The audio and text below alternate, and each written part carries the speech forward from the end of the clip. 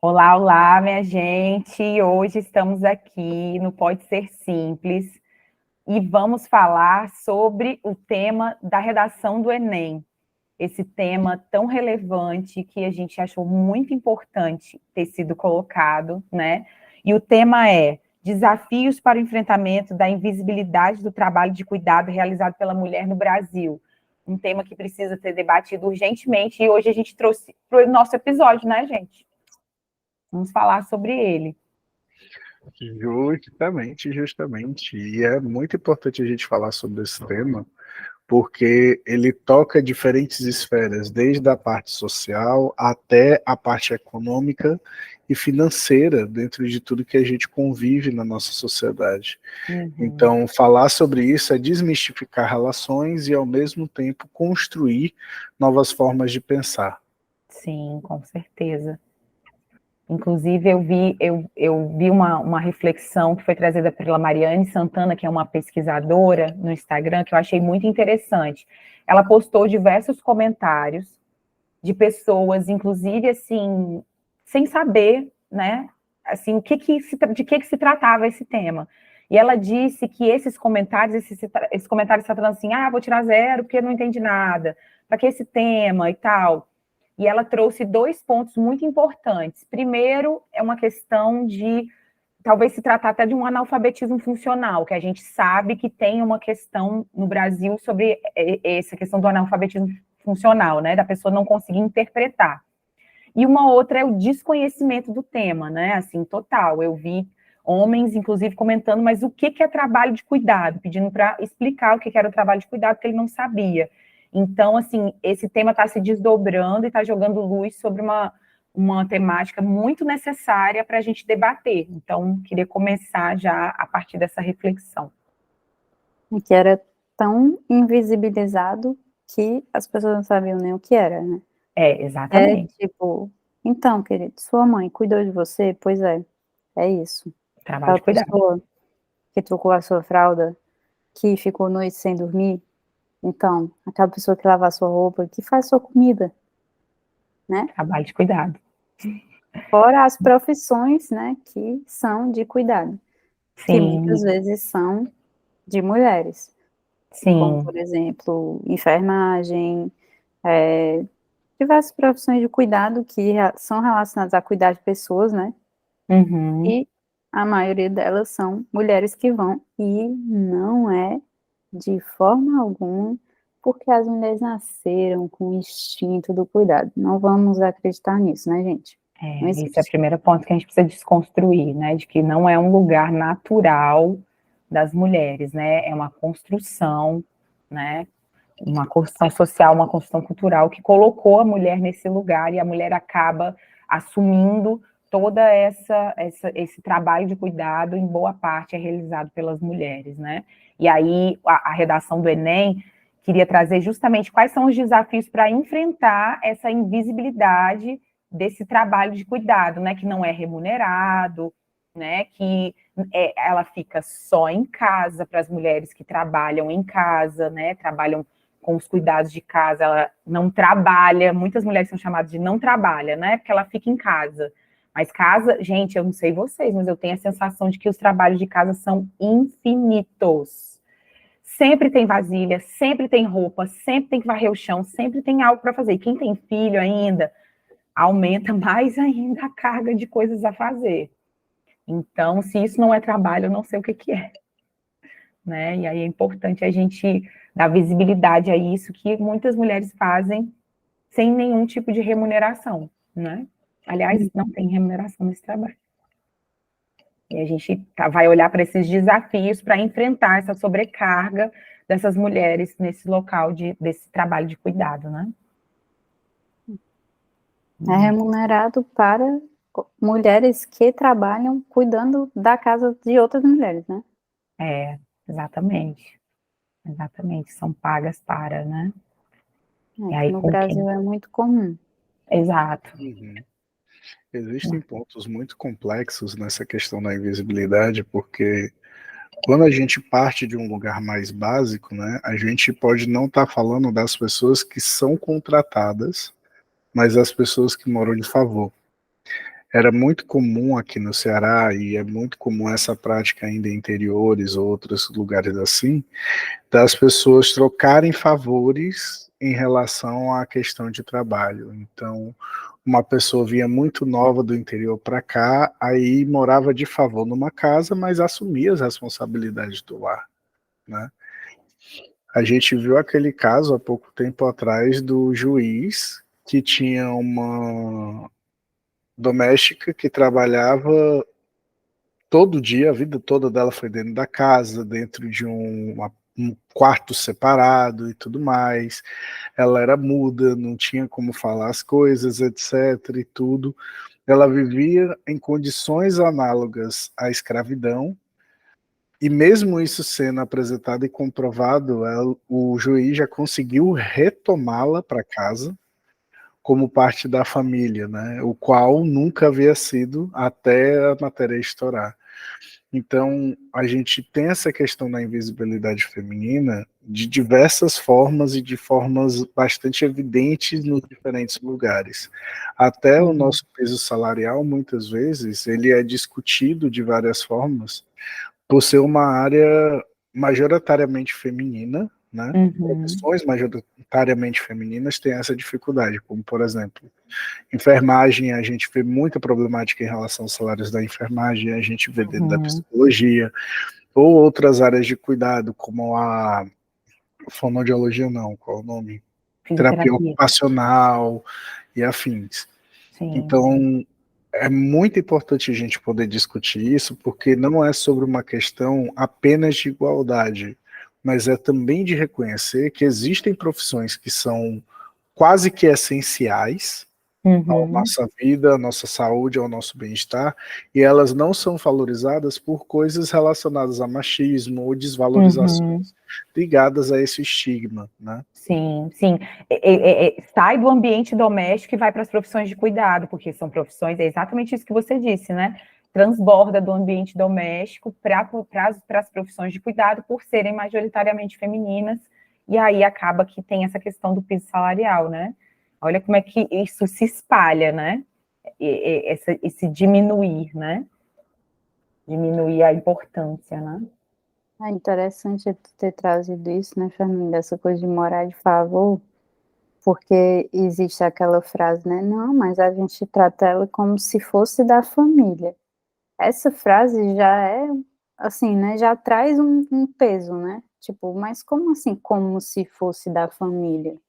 Ela é ou não é, né? Eu tenho um amigo preto, ou eu tenho um É, namorado preto. tipo, não sou, isso quer dizer o quê, né? Né? É. Tipo, isso abole todas as coisas, condições ruins, etc., que você pode pregar na sua vida. Opa, meu microfone fechou, perdão. Mas isso abole você das responsabilidades da sua vida? Claro que não. Não é porque você tem uma exceção que você é considerado regra. Então, tipo, a gente precisa pensar em métodos de transformação que possam ser interessantes. Inclusive, o mundo vem dado mais atenção para isso, né? A gente teve, eu não me lembro agora o nome da série, mas é aquela série que fala sobre uma jovem que é mãe e ela tá se separando do namorado abusivo, fazendo faculdade e tudo mais. Maid, se eu não me engano. Eu vou confirmar aqui o nome, mas ela é uma série do Netflix que foi muito valorizada, né? Pronto, tá aqui, Maid mesmo. Ela foi muito valorizada porque ela mostra essa dificuldade da mulher, né?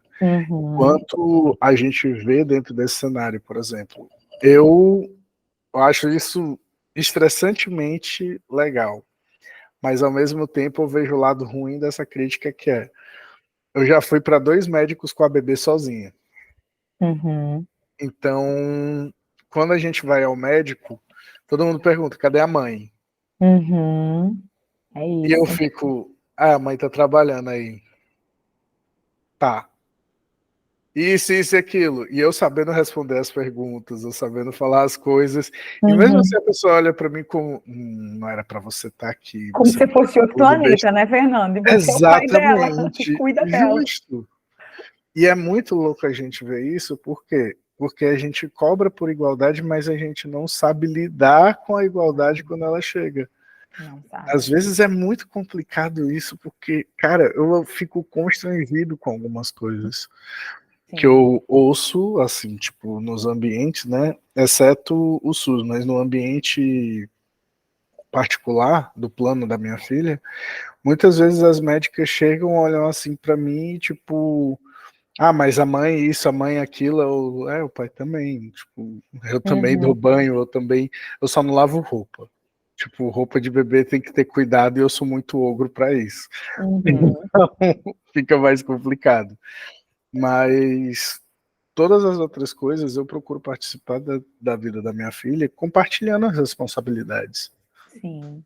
E eu vejo que é muito complexo as pessoas compreenderem isso nos mais diferentes cenários. Sim. Né? E vai reproduzindo. Você vê mulheres reproduzindo. Cadê a mãe? A mãe dela está trabalhando e eu vim trazer. Né? As Sim. mulheres reproduzem. Essa semana eu estava conversando com um amigo e ele se incomodou profundamente porque a professora virou para a filha dele, que já é um pouquinho maior, e falou assim: fala para sua mãe para limpar seu tênis. Aí ele, ué, porque a professora, você vê, uma mulher reproduz o discurso de sobrecarga sobre outra mulher. Por que não fala para o seu pai ou para sua mãe que o seu tênis está precisando limpar? Beleza? Não, fala para sua mãe, já direciona para esse trabalho do cuidado. A sua a mãe que faz. Que vai limpar. Exato. Aí ele se ofendeu, ele, poxa, eu sou pai, eu também cuido dela. E como assim, como o Fernando falando, assim, não... E eu, né? Não vou ser reconhecido nesse lugar de cuidado aqui por causa dessa questão muito machista que a gente tem na nossa sociedade, né? E eu acho que é aí que entra a importância de um tema como esse. Sim. É trazer visibilidade, trazer as pessoas para se perceber nesses lugares. Sim. É tipo, sim, você está me parecendo um pouco impressionada, porque eu sou pai e a mãe dela não está aqui. Tipo, acho que eu poderia, né, assim, porque você coloca a pessoa numa posição de tipo, será que eu estou errado de estar fazendo isso, de estar levando minha filha sozinha para o médico? Mas não, mulheres levam as filhas sozinhas para o médico quando os pais estão trabalhando. Exato. Por que os pais não podem levar sozinhos quando as mães estão trabalhando, né? Eu não sou capaz de fazer esse tipo de intervenção porque eu cobro caro para fazer isso. Então, tipo assim, a pessoa tá me tratando mal e eu dar uma intervenção dessas de graça? Claro que não, querido. No máximo eu entrego o cartão diretamente aí. Olha, toma aqui meu cartão. Se você precisar amadurecer questões de sexismo e tal, por favor, pode entrar em contato. Fale comigo. Mas e aí a gente precisa olhar, assim, tem um vídeo que ficou muito famoso no do Profissão Repórter, que é uma mulher, assim, eu já compartilhei esse vídeo, ela falando, assim, de todo o trabalho que ela faz e que o marido não reconhece como um trabalho, e ele acha que é um absurdo, por exemplo, ela se recusar a lavar a roupa dele meia-noite. E aí eles estavam se separando. Aí ela, pelo amor de Deus, que falta de respeito, porque ele não reconhece o trabalho dela.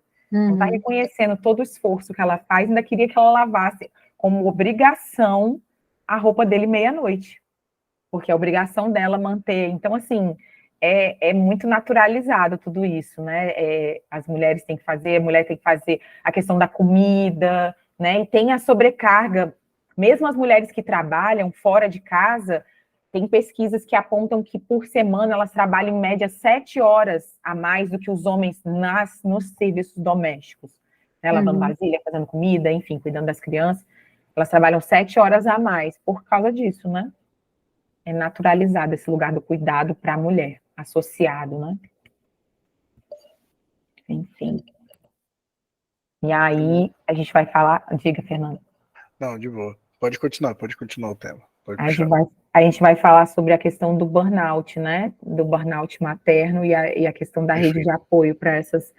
Fernando vivenciou de perto essa questão desse período, né? Está vivenciando, né? Com uma bebê pequena, como que demanda, né? Como que a mãe é muito exigida. Gente, Eu sofro com violência doméstica, gente.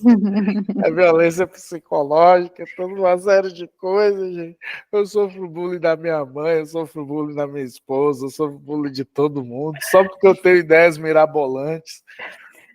Não, mas ser pai às vezes é meu bosta, porque, tipo, a gente olha pro bebê não com... Claro, a gente olha com todo o carinho do mundo, né? Mas muitas vezes para homem é tipo, brinquedo novo, entendeu? Aí a gente fica fazendo muita besteira mesmo. E por um acaso a gente descobre algumas coisas, como por exemplo, minha filha estava com 1 mês, minha mãe ficou horrorizada de como eu botava ela para dormir. Como a Bia estava muito cansada, a Bia só dormiu, funcionou. Que eu segurava a coluna da bebê com essa mão e segurava a cabeça da bebê com essa outra mão e ficava dançando fit dance com ela aqui na minha mão. Aí era muito engraçado que, tipo assim, eu dançava o mínimo de movimento possível, só dava uma sacudidinha pra cá, uma sacudidinha pra lá, e ela ia se embalando e dormia. Mas é muito fogo que, tipo, muita gente chegava e perguntava, mas por que não tá no colo da mãe? E por que isso? E por que aquilo? E por que aquilo outro? Gente, que a mãe tá dormindo. A mãe já Exato. passou a noite toda acordando de 2 em 2 horas, passando Sim. por essas coisas. E esse tipo de sofrimento muita gente não compreende. E hoje, até a mídia está começando a trabalhar mais, mídia que eu falo, entretenimento, melhor dizendo, está Uhum. começando a trabalhar mais essa temática da gravidez, da depressão pós-parto, etc., e de como as coisas podem ir de 0 a 100 em um estalo. Uhum. A gente tem uma série como The Servant, né, disponível na Apple TV, e The Covenant também, The Covenant, que são 2 séries que falam sobre essa temática de tipo, são mães que trabalham, etc., têm as suas vidas e tudo, sendo que em um momento elas têm um estalo por questão de burnout e elas não conseguem mais dar cabo da relação mãe e filho. Uhum. E tipo, os pais nem sempre estão ali presentes, mas essa relação da mãe, ela é mostrada como aquilo que a mãe também precisa de cuidado, a mãe também Uhum. precisa de atenção. A mãe, Sim, ela tem toda uma série, todas as necessidades que ela tinha antes de ter o bebê, ela continua tendo. sim. Mas agora ela precisa dividir a atenção dela, assim como o Uhum. pai, de começar a atender as necessidades do bebê, né? E muita gente às vezes não consegue entender. E às Sim, exigências nesses lugares, elas são muito grandes, o que aumenta sim. o nosso limiar de estresse. Por quê? Quem não sabe, estresse é literalmente a gente ultrapassar a quantidade de recursos que a gente tem para utilizar para poder suprir uma necessidade externa. Em resumo, o estresse seria mais ou menos isso. Uhum. Então, quando você não dorme, quando você vira uma teta gigante, quando você Uhum. não consegue se alimentar direito, quando você não consegue viver a sua vida direito, o nível de estresse é muito alto. Primeiro, Uhum. segundo mês pós-filho é praticamente isso. Uhum. Então, Sim, se você tem uma rede de apoio e pode contar com essa rede de apoio, maravilha. E se você tem uma pessoa como rede de apoio que é contratada, valorize. sim. Porque o sofrimento de se criar uma filha ou se criar um filho praticamente roots, raiz, sem rede de apoio, isso eu falo de família ou profissionais. Uhum. Hoje eu reconheço que é tipo outro nível, você Uhum. tem um outro nível de A ordem nirvana. do impossível, né? É transcendente mesmo o negócio. Sim, sim, sim. É quase da ordem. Diria que é da ordem do impossível, né? Praticamente, Sim. porque é muita sobrecarga. Eu vi até um pediatra que é conhecido nas redes sociais, ele falando: se você vai visitar uma mãe, um bebê, faça alguma coisa pela mãe, leve alguma coisa Uhum. para a mãe, se ofereça para fazer alguma coisa na casa que ela está precisando, dê suporte a essa mãe, né? Porque a gente vai pensando só no bebê. E essa mãe está esgotada, está exausta. Então, se você puder, ofereça o suporte, pelo menos que seja naquele momento, mas dê suporte a essa mãe, né? Para que não chegue nesse nível de esgotamento, né? Justo. De excesso, né? Eu, às vezes, eu falo até com a Bia que, tipo, a Kais é uma ramba, né? 2 meses ela já estava passeando com a gente na rua, indo pra forró e etc. Então ela é sobrevivente mesmo. Já é 6 meses sobrevivendo ao Fernando como pai. Eu sempre digo isso, cada mês que passa. E é muito interessante que, assim, a gente tava saindo e tinha algumas pessoas que chegavam, não, mas não sei o que, a gente só pode visitar com 3 meses, etc. Eu, não, gente, podem vir visitar. Se vocês passarem 5 minutos com a bebê, tá ótimo. A Bia tem 5 minutos que ela pode tomar um banho, que ela pode fazer alguma coisa assim, e etc. e tudo mais. Então, se as portas estão abertas, não se incomodem, galera, vão. Tipo, tem famílias que são mais restritas, tem, mas tem outras famílias, como a minha, que são mais abertas. Então, segue o baile. Exato, respeite, siga a regra aí da família. Se a família abriu as portas, né, vá. Você vai ser muito bem-vindo, né, não, Fernando? Vai ser Total. muito bem-vindo para ajudar, né? E essa questão tem muita relação também com a questão da licença paternidade. Gente, a licença paternidade no Brasil é irrisória. Eu não sei quantos dias, até um dia desse está 5 dias, não sei se está 5 dias, não sei quantos dias tem. E aí, como é que essa mãe, assim, se for só um casal, por exemplo, não tiver rede de apoio da família, de uma família estendida, como é que fica, né, essa mãe com míseros dias, assim, de suporte desse pai, né? E aí, um dos desafios de enfrentamento é isso. Vamos pensar sobre a licença paternidade, pensando na criança pequena, bem bebezinho que nasceu. Aqui no Brasil, a gente precisa olhar para essa licença paternidade irrisória que a gente tem aqui.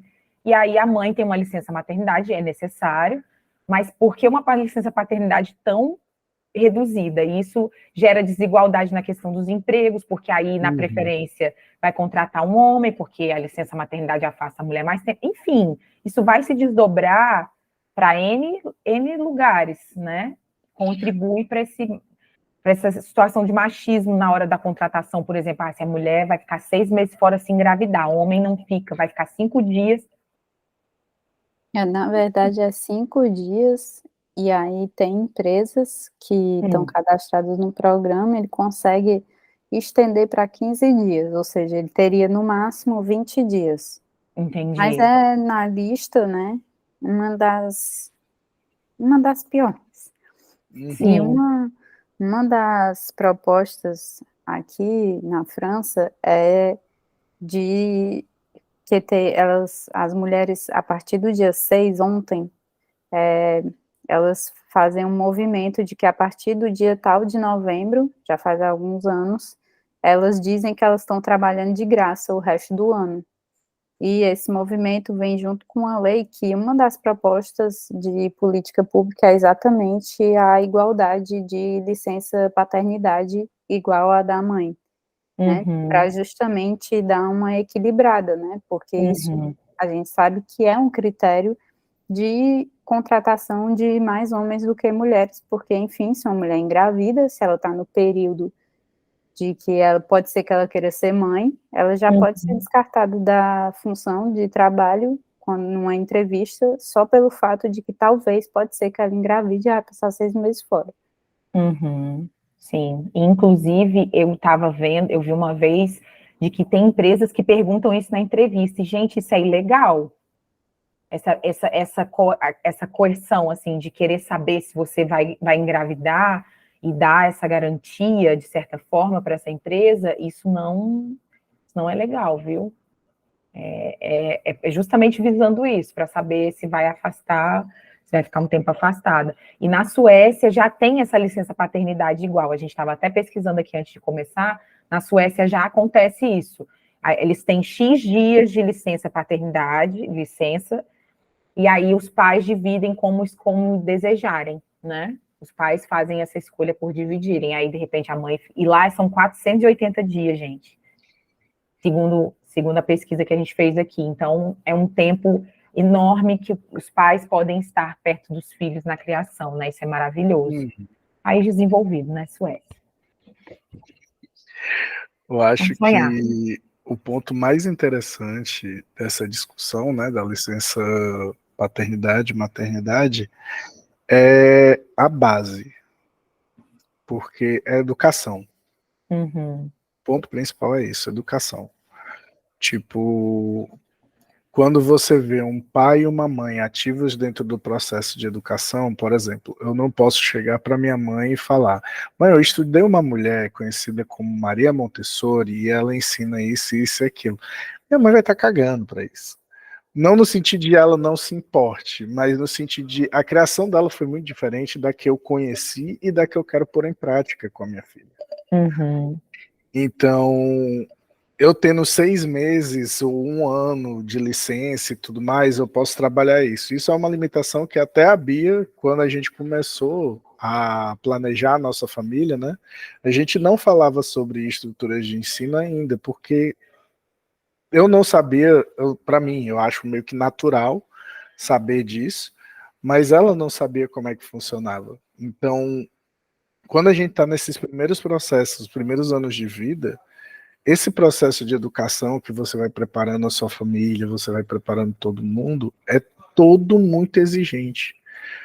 Porque é uma base que a minha mãe já teve a cura dela em relação à minha bisavó, que tinha sido beneficiada pelo ventre livre. Aí ela já teve essa cura geracional. A minha próxima parte é o quê? Começar a trabalhar a minha filha a questão de dependência, sonhos, isso, aquilo outro, para que ela possa ter mais, possa ir mais longe do que eu, para ir além de mim, né? Isso é até uma responsabilidade que a ancestralidade traz, de tipo, eu tenho que honrar o meu passado, fazendo a minha vida hoje valer a pena e construindo um legado para o meu futuro. Então, considerando essa premissa, o meu futuro, quer dizer, o futuro da minha filha não começa daqui a 2 anos, 3 anos, ou daqui a 17 anos, quando ela chegar numa fábrica de Enem. O futuro da minha filha começou quando a gente concebeu, quando a gente soube que ela estava grávida. A partir dali era como é que a gente pode construir uma família melhor, como é que a gente pode fazer isso, como é que a gente pode fazer aquilo. E quando a gente fala dessa invisibilidade do cuidado, né, a terceirização de responsabilidades, muitas vezes, ela não é falada nem é discutida. Por isso que a gente não fala sobre as licenças de trabalho. Porque essas são coisas que, tipo assim, na sociedade existe, muita gente acha absurdo, mas ninguém fala nada. Então, as coisas emergem, chegam, aí, oh meu Deus, a gente precisa valorizar a família, etc e tal, tarará, tarará, tarará. Beleza, tem essa conversa. Aí chega a pessoa que é empresário, o pai e a mãe, não tiram nem a licença maternidade, nem a licença paternidade, né, os dois continuam trabalhando a todo vapor, vivendo na academia, continuam com as suas rotinas 24 horas, mas contratam uma babá. E isso tudo é a partir dos bons costumes, da família e etc e tal. Eu não entendo essa propaganda e não compro essa agenda. É interessante, Fernando, porque tem um filme, um documentário, na verdade, é uma série sobre a Brigitte Bardot, e ela era tipo isso, ela teve um filho, o filho dela morava no andar de baixo da casa, e ela era cuidada, é tipo assim, tipo, tu tem um filho, mas tu botou outra pessoa para cuidar e tipo, que lindo, né? É muito irônico isso, né? E essa coisa da educação que você falou, eu vi até um dado de uma universidade, que a pessoa não tinha certeza se era uma universidade americana, mas uma universidade que deu para os pais, homens, uma licença maternidade, uma licença paternidade de 6 meses. E aí, o que aconteceu? Eles aproveitaram a licença paternidade para produzir muito mais artigo, porque eram professores, né, universitários. Então, é tipo assim, a falta de educação, nesse caso, de achar que é tipo, vou aqui tirar 6 meses sabático para pensar sobre a minha profissão e a minha vida e investir em mim mesmo, sendo que, na verdade, era para ele estar numa outra função, né? Então, se ele estava fazendo isso, ele não estava fazendo para o qual a licença paternidade serviria. Veio, né? E aí, que com certeza estava sendo feito por uma mulher, né? Ele estava lá produzindo e a mulher cuidando. E é isso, né? São redes de mulheres, né? A mulher privilegiada paga uma mulher, né? Que precisa trabalhar, precisa ganhar pão. E aí a gente fica, tá, e quem cuida dos filhos dessa mulher? né, que não tem condições, aonde está? E aí a importância, né, mais um desafio no enfrentamento, da gente repensar tudo isso, ver a necessidade, muitas vezes, repensando, assim, não só esse trabalho de cuidado, que essas mulheres vão trabalhar também, mas não tem condições de pagar outras pessoas, não tem condições de pagar uma creche para deixar o filho, a importância das redes municipais, né, de creche, berçário, para que essas mulheres possam trabalhar aonde for, para elas terem o trabalho delas também, terem direito a isso, né? E muitas vezes quem fica são na comunidade, são outras mulheres também. Quando você vai vendo, são mulheres envolvidas nessa rede de cuidado, né? Mulheres que cuidam dos filhos de outras mulheres, e vai uma rede, né? Muitas vezes a filha mais velha tem uma filha mais adolescente que consegue cuidar das crianças, né? Mas aí me vem muito, depois que o Fernando falou isso da educação, que é aí que tem que começar tudo, né? Se você é uma mulher que está mãe solo, dentro de um casamento, muitas vezes, é seu papel ensinar para o seu filho, homem, que isso não é o normal. E mesmo que o pai dele não assuma o papel dele, né, de parceiro, pai, companheiro nessa construção, você vai dar para ele obrigações, responsabilidades, papéis de cuidado, para que ele entenda que isso não é o que o pai dele faz, não é o comum, não é para ser o comum, né? Que o comum, que o que a gente espera é que isso mude e que ele aprenda que ele também pode cuidar. Exatamente. Essa socialização dos homens, né? Eu vi um meme muito interessante, que é assim, é tipo um homem lavando vasilha, fazendo as coisas de casa, né? Aí vem uma fada com uma varinha de condão e fala assim, parabéns, eu te batizo um adulto funcional. Tipo, não é nada de outro mundo, é um adulto funcional, parabéns, você é um adulto funcional. Você sabe fazer as coisas, você sabe fazer a sua própria comida, você sabe cuidar do seu filho, você sabe cuidar da sua filha. É um adulto que ajuda e está colaborando na sociedade, né? Enfim, maravilhoso esse meme. Eu acho que é isso, né?